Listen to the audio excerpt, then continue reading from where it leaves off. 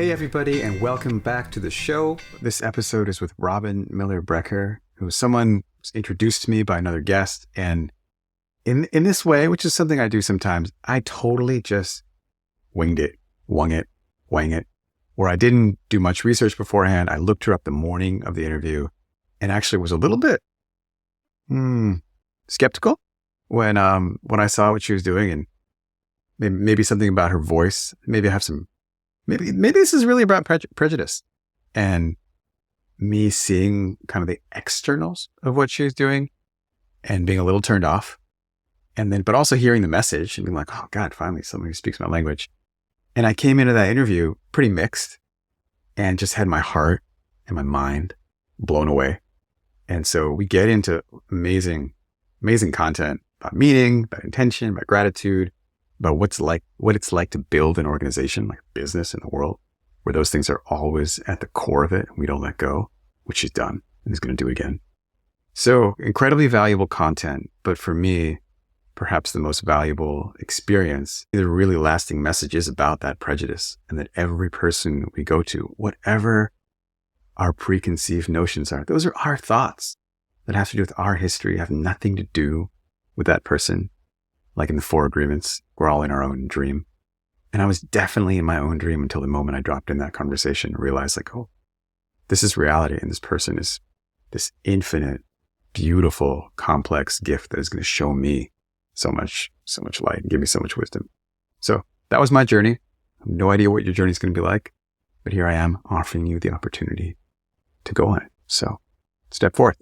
Before we begin this episode, I want to put in a quick word from our sponsor, me.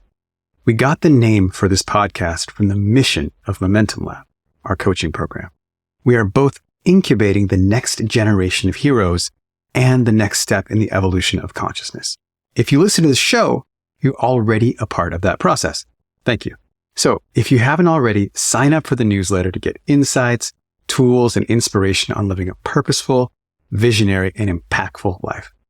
And if it ever dawns on you that that's easier to do with a community of excellence urging you on, that it can make the difference in you achieving your personal goals, check out Momentum Lab. Okay, back to the show. I just listened to your podcast and I learned a little bit about you through your website and your path. And it's so funny because I've had this podcast for a year and a half where my mission is really to talk to people about purpose and this notion of purpose. And so many people I talk to, my guests that I'm so interested in talking to, they're just like not that into the concept. And often are just like, yeah, I don't know. There's no such thing as purpose. Or I had this really amazing guest a few weeks ago or months ago that was like, my purpose is no purpose. It's like beyond purpose.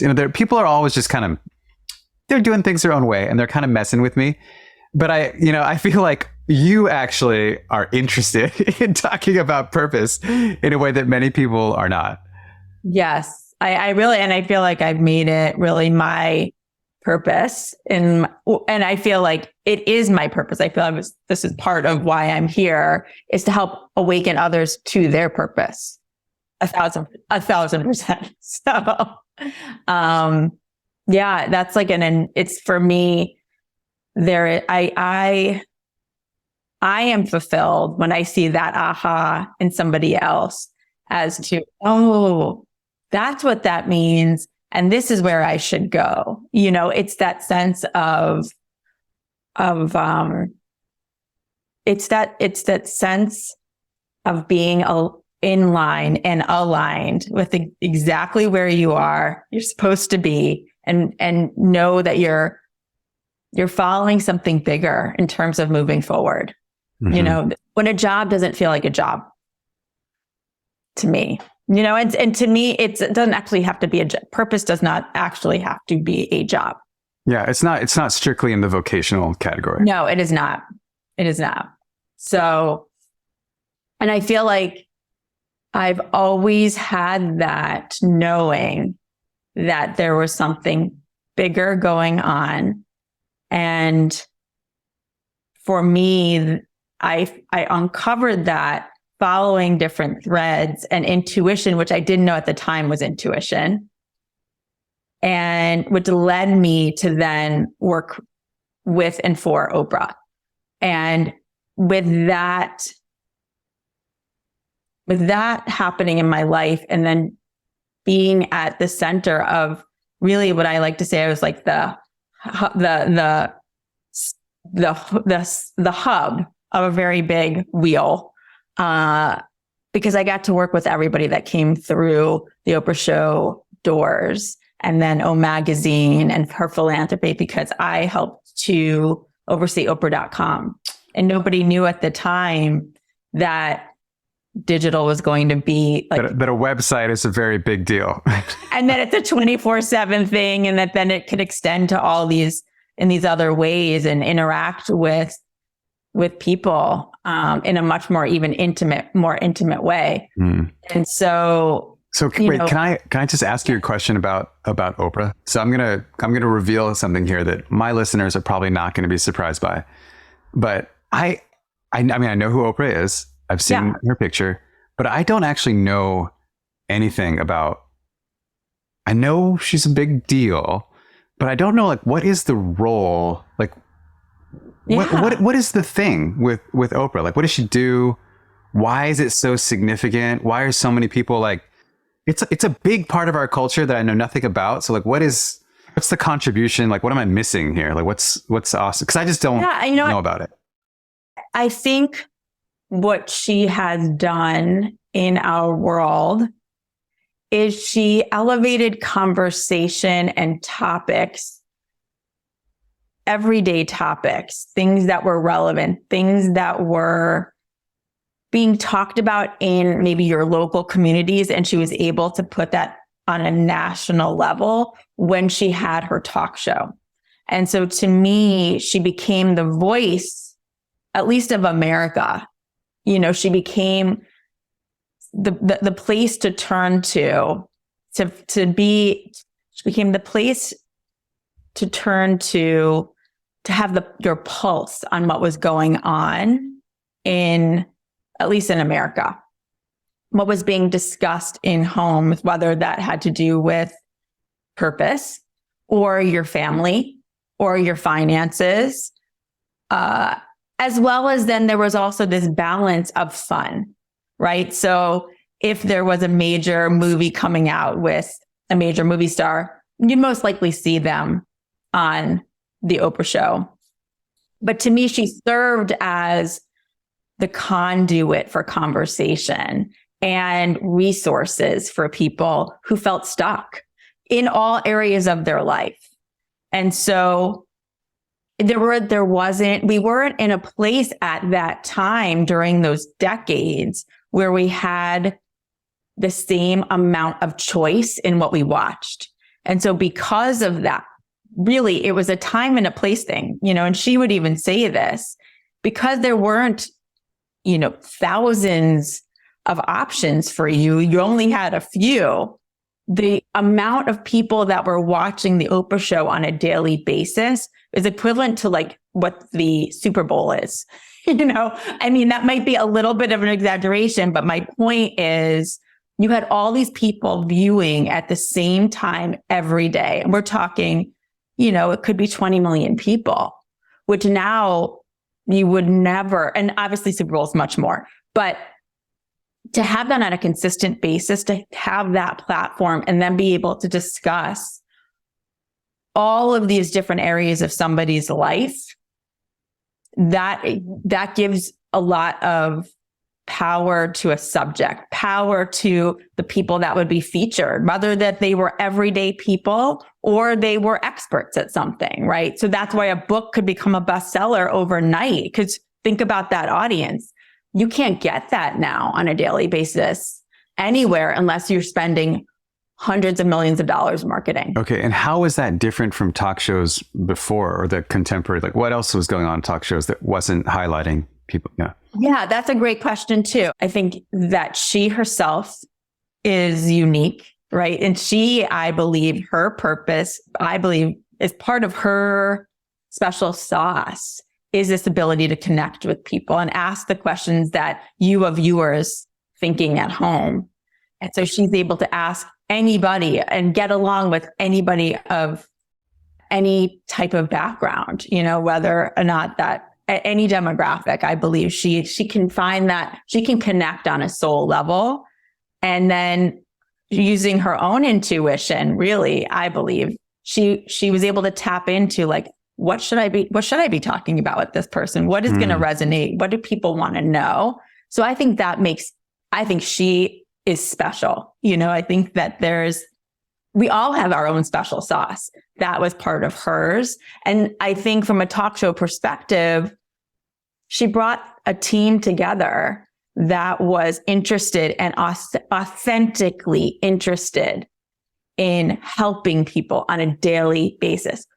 Our mission was to entertain, educate, and inspire with everything we did. Every show we produced, everything that we would put on Oprah.com had an intention behind it. So nothing was done without intention. I can't speak for other talk shows in the sense of how they produce their episodes, or what their overall missions are, but we actually have had a mission and had a mission for everything we did. And I think you can see that. I think that is in that success because there was intention, and so I think she lived life with intention. These days, I think about like my daughter is 14. She knows about Oprah because she knows her mom worked for Oprah, but she doesn't really, she's heard of Oprah. She wouldn't know her necessarily otherwise, right? We're in a different place now with where she is, but she's still looked up to because she held that conversation for so long. And she was able to really ask the questions we all wanted to know, but with intention. I really think that's the difference. And I think talk shows now, I don't watch as many. And I think some of them have intention, but a lot of them, from what I can see, they become promotional vehicles for just the latest book or the latest show, the latest movie. And that wasn't behind everything we were doing at the Oprah show. We were trying to figure out like, what are people talking about in their communities and how can we help them? And, how can we cover a news story, something like Hurricane Katrina? How can we cover it with different intention? And then how can we literally help people there? What money, how can we raise funds and there was a lot more behind everything that we did. Wow. Okay. Yeah. I have no idea. Like I said, I have no idea about any of that. Yeah. And so then I think because of her and because of that vehicle, we were able to pull in all of these thought leaders and spiritual teachers in addition to these conversations that were part of everyday America. She saw this self-help and self-awareness, revolution coming. And she very much was part of it, I believe.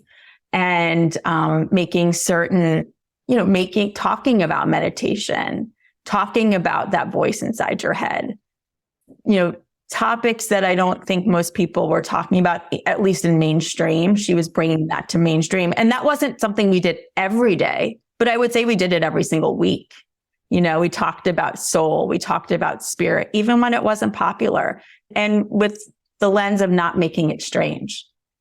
So purpose in itself, talking about purpose. We talked about purpose all the time. We covered so much of that, even on Oprah.com. And that was one of the most popular things actually on Oprah.com was, what are you meant to do? What are you here for? What is my purpose? Those are the questions people that we were talking to wanted to figure out for themselves. Wow. And this to me, this is so remarkable and impressive. Like, I'm often critical of what our mainstream society elevates and produces. Like, these people, they have immense skill in business or manipulating pricing or running so fast. I mean, these are all they're all good things to excel at, but really, is it heroic? But this is like, her superpower is empathy, from what I hear you say. And she's got this whole audience being like, wow, let's learn from this person who is magnificently empathic and empathetic. Yes, very much. That's cool. Yeah. Yeah. Yeah. It was a great foundation for me in my life because I learned from her and I learned from all of these people that came through those doors because I would end up creating programs with them, help them launch their own businesses and their own programs, and getting to absorb all the material and the research that they have done and just putting it together in my own way so that then I can help others. Because I feel like I want to continue that work. I feel like there isn't now a mainstream way to talk about purpose, and talk about your soul and that voice in your head and energy. I feel like all of those topics are so important. I want to get that personally. I want to start talking about that with younger people, whether that's through schools and talking about it. The entry maybe is mindfulness, but even just simplifying that, talking about, we all had this voice in our head and no one ever addressed that until I was, in my late teens, early 20s. Yeah. I mean, maybe share with me a little bit about what you mean. Cause I could go different ways and I've heard different voices in my heads and I give different significance to them. So what do you mean by the voice in your head? Well, I feel like, from the time I was young, I could hear my own voice when I would look in the mirror, and either sometimes that voice was kind to me and saying like, you look good today, or other times it was like, oh, you look terrible, you and that's a way of starting to recognize it, at least from when you're younger. Then that voice, I think that voice in my head actually sounds like me. And for every person, it's a little bit different. I can hear it in my voice, or almost like, here's where I'm going with it. As I started to study it more, I also was able to distinguish what were thoughts in my head, an awareness of my own thoughts. And other, for me, I'm able to tap into messages from beyond, like from what I like to call the universe or spirit. Mm-hmm. And that can sound really crazy. Yeah, definitely sound really crazy. And I'm familiar. And I think most of my listeners might think that sounds crazy. And for like half of my life, or I don't know what percentage, some amount of my life, I think that sounds crazy. And then some amount of my life, I'm like, I'm right there with you. Totally. And what I find to be the hardest part of that belief or that experience or that postulate that there's thoughts and then there's messages from divine source is like, how do we trust this imperfect guy who's perhaps capable of some amount of discernment, but certainly not perfect? Like, how is he going to know the difference between the ones that are the thoughts and the ones that are like the real, like divine universal messages? And when someone's like, when you have this voice in your head that's like, quit your job or marry that person or, take up swimming, like, how do you know which one it is? It's a great question. I feel like I'm going to answer that in two parts. One is when you're starting to really start to trust yourself and your own voice, your own soul, really. I believe that we're a soul living inside this human body. And to trust that, you can start small with small things in terms of, if you just even practice this exercise of hi, say hi, Robyn. I can hear hi back to myself. Okay. That's my own voice. That's me, my soul, I believe in myself. I can then be driving and in my own head be like, which way should I go today? Should I turn right or should I turn left? And I can personally hear turn right. And I believe that's my own soul talking to me, helping guide me through my day. I can then for the second part of deciphering where are these other messages coming from. Sometimes we get these tremendous ideas that come out of nowhere. They're inspired thought, I would say, right? Yeah. It could be for me, a lot of times it's in the shower. Okay. So you're in the shower and you may not have been thinking about anything except for washing your hair or whatever else it is. And then all of a sudden something comes out of nowhere. And it's like, call on Kerr. Or it's like you get this thought about a new project or something comes out of nowhere. To me, those are messages from somewhere else being dropped into your mind. The other part of that is you could also set an intention to get messages and to ask for guidance that's not coming from, it would be in combination, in my opinion, with your own soul, but it's coming from somewhere else. And that's another way to tap into that other voice, I would say, that you might hear. And to me, everyone processes things differently. You might literally hear something in your head, or you might see visuals. You might get an image that drops in your head that makes you think of an inspired thought, or makes you think of a person that you haven't talked to in forever and you should reach out to them.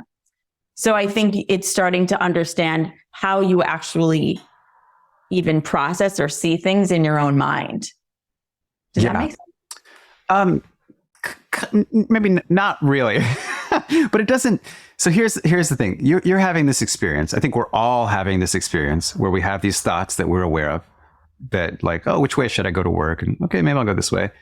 And then we have these moments of creative breakthrough, or just like these things like, oh, I should call this person, or, whoa, here's a great business idea. Or sometimes I'll just, I play music. I'll just be on a bike ride and hear melodies.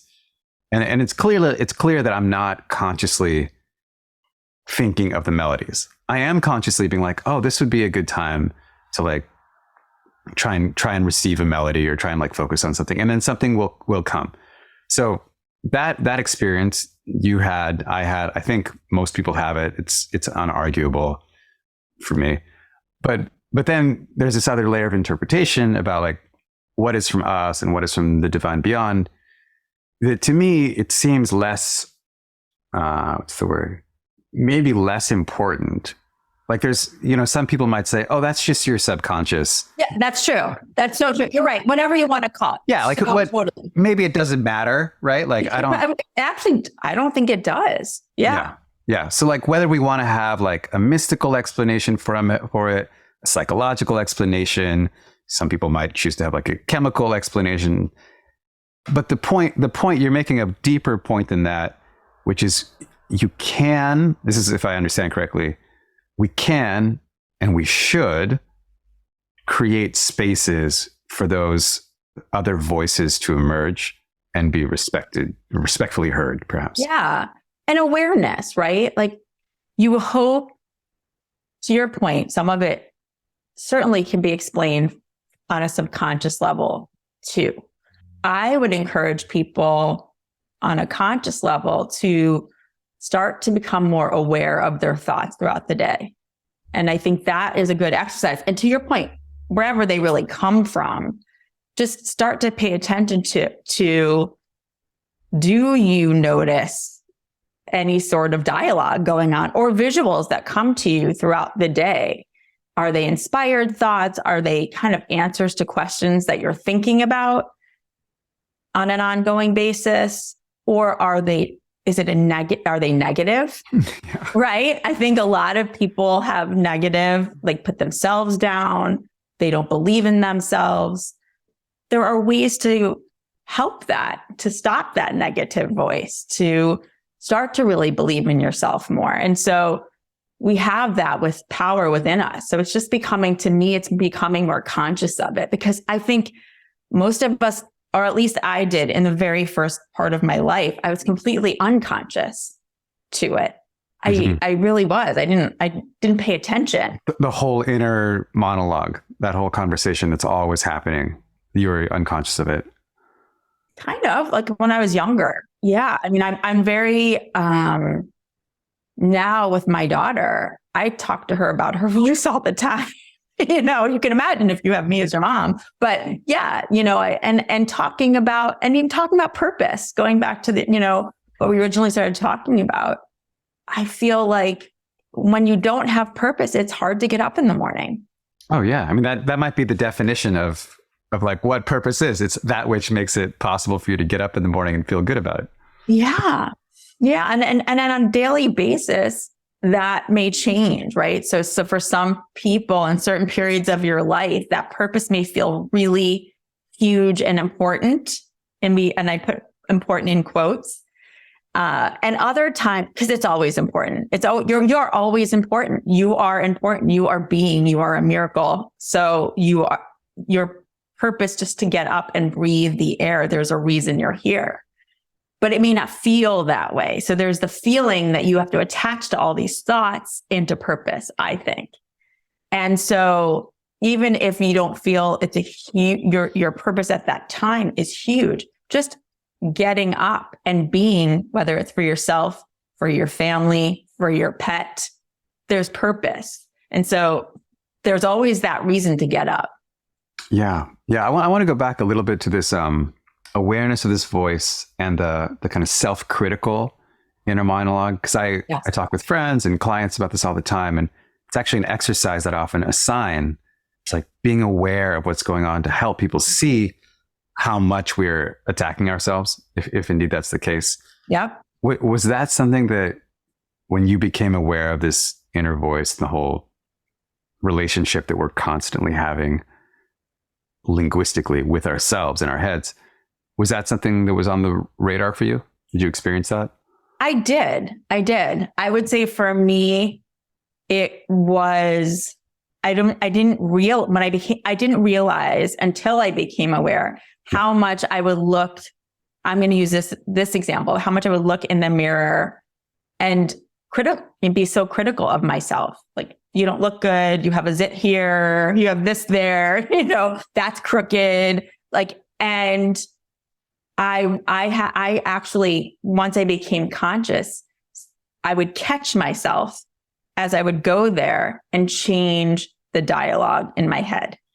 I would change it. And the more that I'd say, you look awesome and you're perfect just the way you are. Now I honestly hardly ever have the negative. Doesn't mean I don't think I would be a human on the planet if I didn't ever have the thoughts of like, how am I going to pull myself together today? but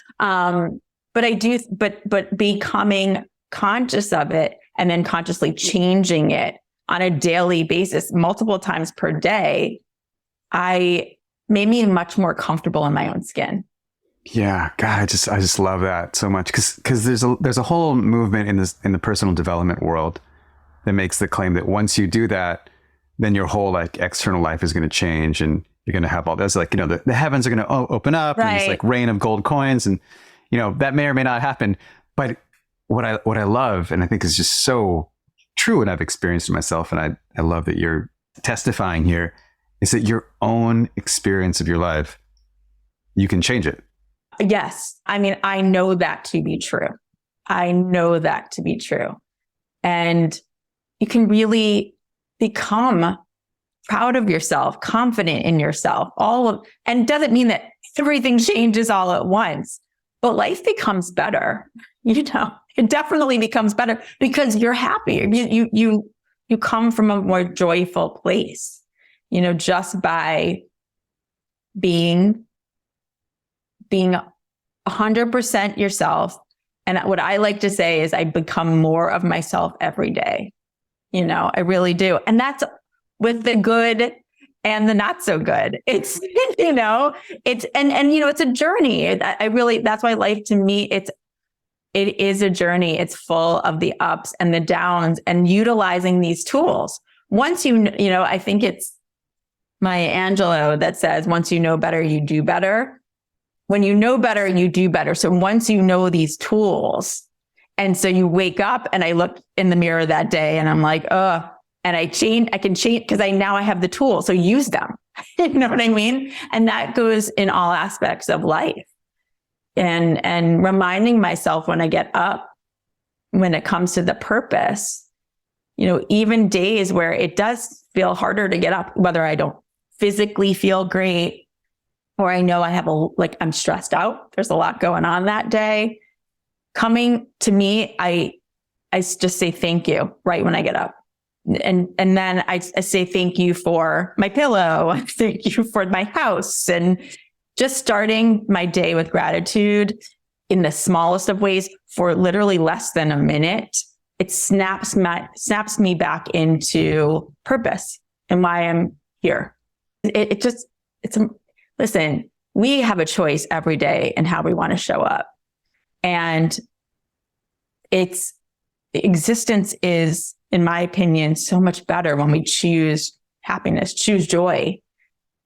We can stay in the, I've people that I have learned from, and in my own life where I've suffered tremendous loss. And it doesn't mean you're not in grief and you go through all those stages, but you can make that choice every day though, to still get up and move forward. Because there's a reason you're still here, even if the person that you love the most in the world isn't.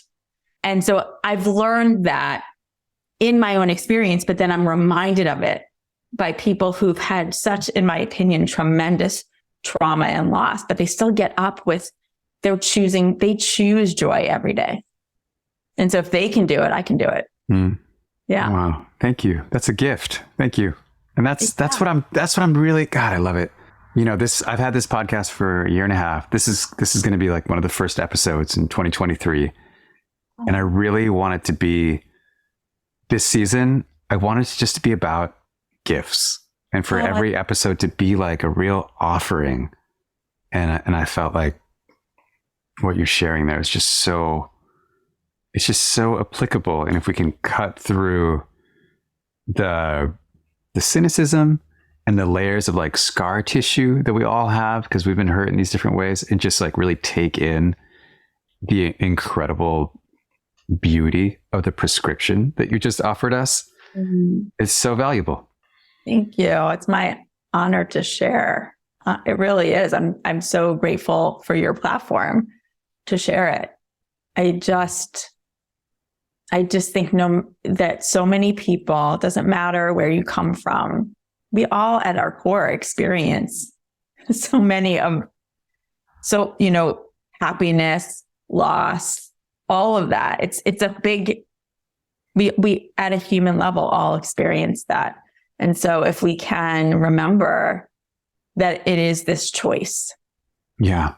And sometimes, with my friends recently who've gone through some tremendous loss, they have to make that choice every minute of every hour to get through in those first few weeks of it and so forth. So it's not necessarily easy, I guess is what I'm trying to say, but it is a choice. Yeah. Yeah. Yeah. It reminds me of this, I did an interview with this guy, Noah Rasheta, a little while ago, who's it's like a Buddhist, I don't know how to call him. He's here to bring really amazing snippets of Buddhist wisdom into people's lives in the West. That's kind of how I describe it. Yeah. And during this conversation with him, I realized that, the Four Noble Truths of centered on suffering and the suffering that is just like part of this human drama.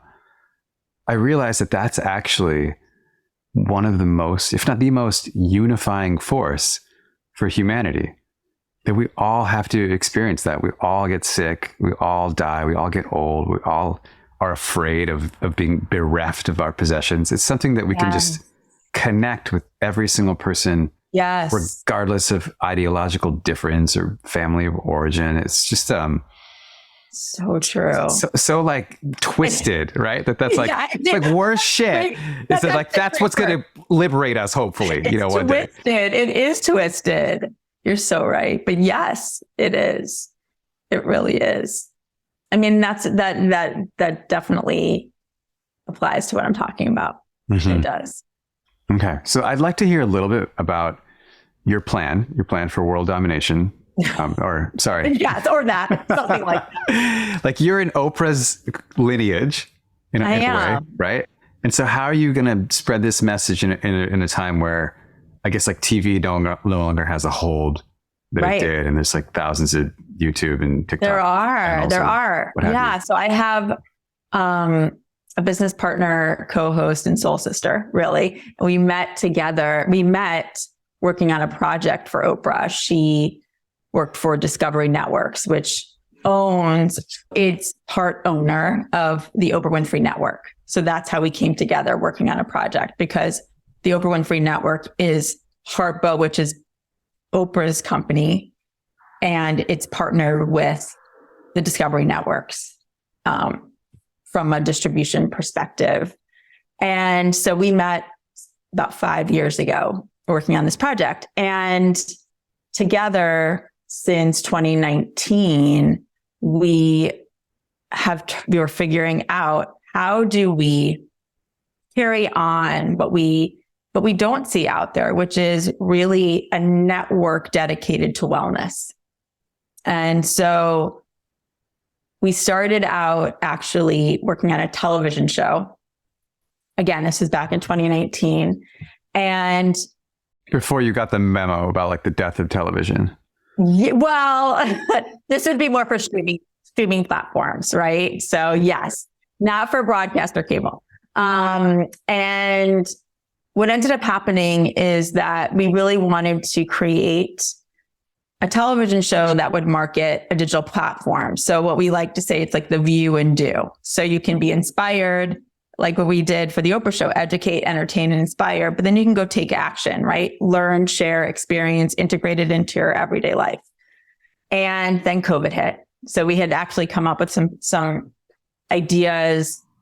Things became difficult once COVID hit. And then it actually made us take all of the different practitioners and spiritual teachers that we were meeting and just start talking to them on a podcast. And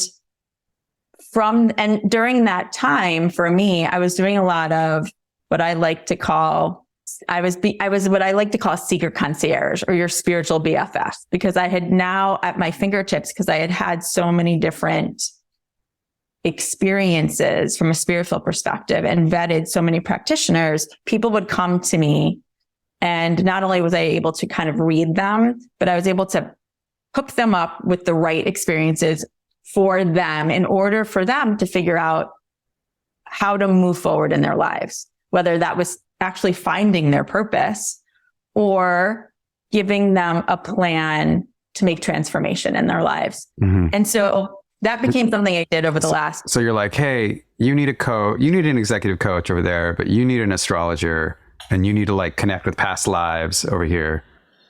Exactly.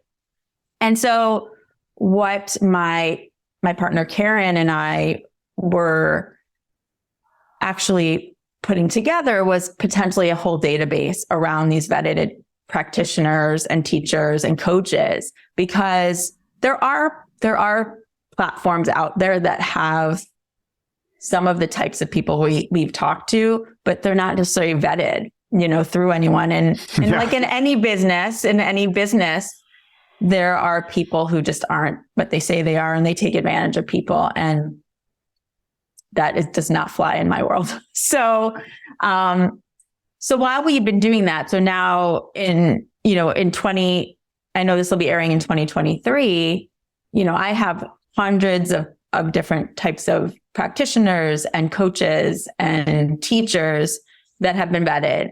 What we're doing now is actually going back to the TV part of things, is we are planning on launching it's called a FAST network, which is a free ad-supported streaming television network. In our case, it would be a channel dedicated to wellness that would live on your smart TV, or you can get to it on mobile or on your laptop. It's free. And so places so if you have a Roku TV or a Samsung or an LG, a lot of them have what they call a FAST platform that's free. And we would be a channel within that platform dedicated to whole living. And so that is really, and when you launch a TV network, which I've done both for Oprah, and prior to that, I actually worked for Nickelodeon and helped launch Noggin, which is another TV network. you realize that you don't need to have, it's not 24/7 original programming. You only have. Okay, that was my question. I was like, damn, that's a lot of programming. Yeah, no. So it is 24/7 programming, but I would say 80% of it is licensed content. So it's series that have already been out, but they fall within your genre. In our case, it's partnering with a lot of the apps that are out there now that have content, but it gives them another place to market their content. And then in addition, we would have a couple of original programs. So that's actually what we're in the midst of finishing our funding for. And we would get that up at the end of 2023 with the digital platform that would give people, if they see something on the network, they can go take action. So whether that's have an experience, take a class, buy a product, all of those things vetted would be on the digital platform. So that's what we're working on right now. And we're excited about getting that in the hands of people. And hopefully the digital platform would be up more like mid 2023, with continuing, we will be continuing our podcast, but we're hoping to actually add some sort of show prior to the whole launch of the network. So that's the other thing we're working on right now. Yeah. Yeah. That just makes so much sense. I mean, I don't know how it is for you. You have like an amazing kind of Rolodex, or like you've just met so many people compared to many small creators like myself or some of the people I talk to. It's really hard to grow your audience. And so your idea of like, oh, I'll just partner with Samsung. It's just in people's living rooms. It's really smart. And by the way, that's why we're talking today, right? Like there's no coincidence that we were connected.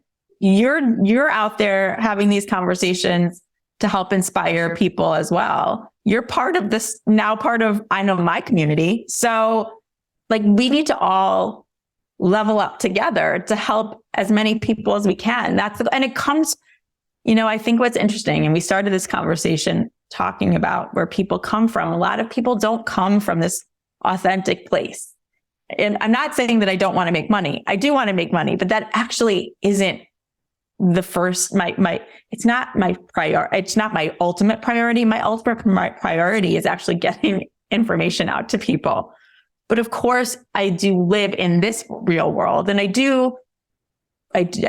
will be for profit. So don't get me wrong, but it comes from a place of the intention is there, just like the intention was there for the Oprah show and everything that we did there. And I believe when you come from that place of intention and authenticity, people will come.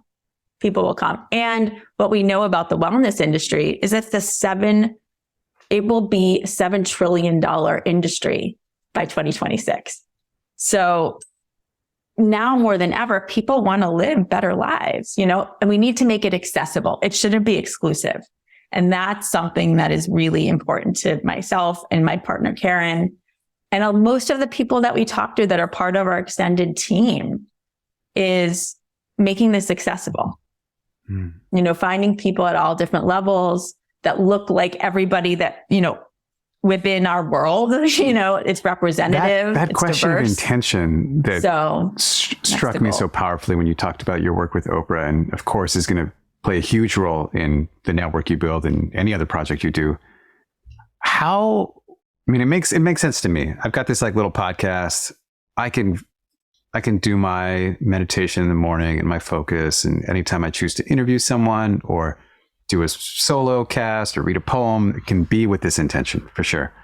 But when you build an organization with thousands of people, it seems like there'd be a lot of challenges in maintaining the purity and the focus of that intention across the whole organization. How did you saw that work? How did it work, and how are you going to do it? I did see it. It's so true. I think it's a great question. And I love that. I just breathed really heavily. From my own experience, we grew within our organization. We were 400 plus people, which isn't, it's not, I have friends who work for companies that are 90,000 people. I don't I don't foresee that at the moment, So if I can keep it in a range that I know in terms of employees and so forth, I know that if you hire the right people who also come from a place of intention, that will cascade, and so the people, so then I know within my own team, which was over 100 people, every person that worked within our team had intention, and we knew we were there for a bigger purpose, and we worked like that.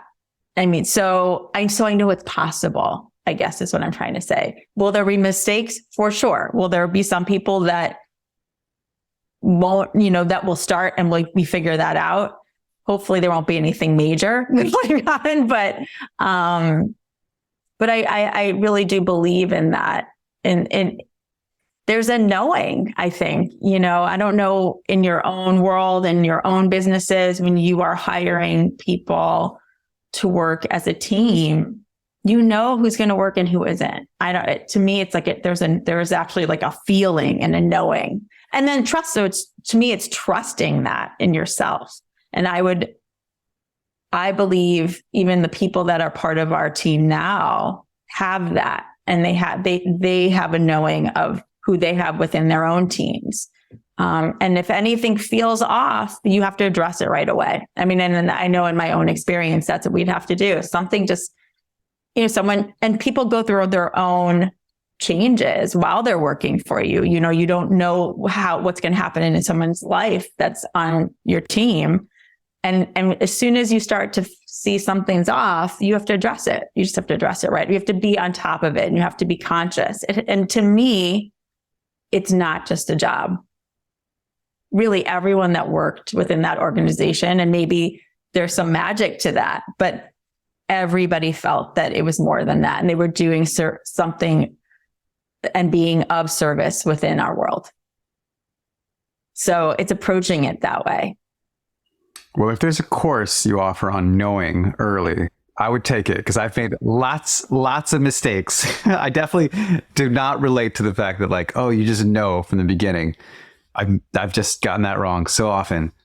And I think you're so right in it, but it takes so much courage to the moment you discover, something's not aligned, to actually have that, then waiting another 3 weeks or 6 months, and it just gets worse. Yeah. I mean, I know for me, of course, I had to learn that pretty quickly. And then also teach that to other people within the team, Yeah. And I would say because of that, we were able to, be quite successful in what was success meant to us, which was getting information out to as many people as possible, covering things in a way that was going to teach and be a resource. We were successful in that. Yeah. Wow. So I just want to use that and find more of those types of people. And listen, there are definitely people that I've worked with that want to be a part of what we're creating in the future. And it's finding those like-minded people who see this as a bigger mission in life. And yes, hopefully you get paid as on top of it. It's not, but yeah, we just want to make, this, we hope that we can help others align with their truest selves and give them the resources, whether that is a product or it is a lesson. I think it's and to me, it starts with that inspiration, and that can be fun. It doesn't have to be super serious, So yeah. Awesome. Wow.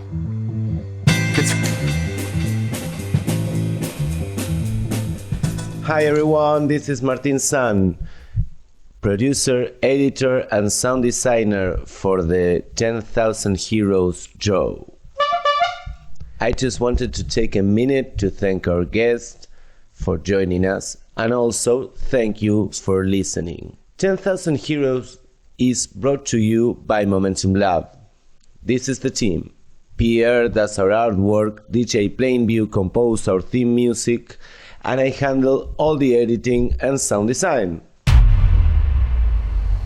Also, if you like the show, please follow it, rate it, tell all your friends about it, and of course, write to us. That really helps us make the impact we want to make. And now, we are closing down this episode with a word from our main sponsor, who also happens to be our host, Anchor. And now a message from our sponsor, me again. 10,000 Heroes is brought to you by Momentum Lab. I normally refer to Momentum Lab as a coaching program or a goal accelerator, but it's really more like a master's degree in life.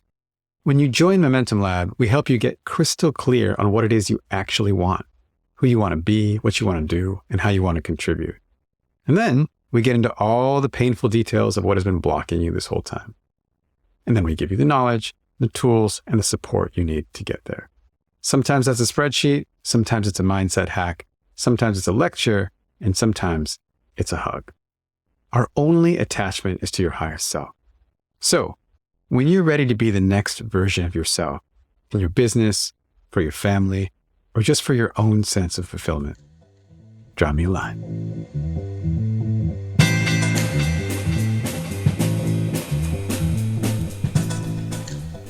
Bye!